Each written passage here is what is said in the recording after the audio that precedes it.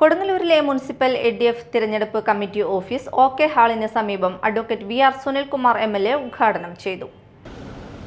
കേരളത്തിലെ 9.5 വർഷക്കാലം പിന്നിടുന്ന ശ്രീ പിണറായി വിജയന്റെ നേതൃത്വത്തിലുള്ള ഇടതുപക്ഷ ജനാധിപത്യ മുന്നണിയുടെ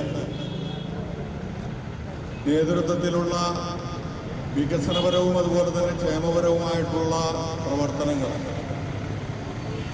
ഈ 5 വർഷക്കാലം പൂർത്തീകരിച്ചുകൊണ്ട് ഈ കൊടുങ്ങല്ലൂർ നഗരസഭയിൽ ശ്രീമതി സഖാവ് ഗീതേച്ചിയുടെയും സഖാവ് ഷിനിജയുടെയും നേതൃത്വത്തിലുള്ള ഭരണസമിതി ഈ 5 വർഷക്കാലം ഈ കൊടുങ്ങല്ലൂർ നഗരസഭയിൽ നടത്തിയിട്ടുള്ള വികസന പ്രവർത്തനങ്ങളും ഇടതുപക്ഷ ജനാധിപത്യ മുന്നണിയുടെ അധികാരത്തിലേറ്റുമെന്നുള്ള കാര്യത്തിൽ യാതൊരു തർക്കവും വേണ്ട.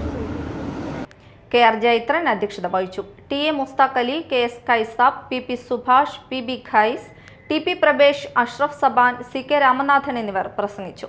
തിങ്കളാഴ്ച രാവിലെ എൽ.ഡി.എഫ് സ്ഥാനാർത്ഥികളെ പ്രഖ്യാപിക്കും. ചൊവ്വാഴ്ച നോമിനേഷൻ നൽകുമെന്ന് നേതാക്കൾ അറിയിച്ചു.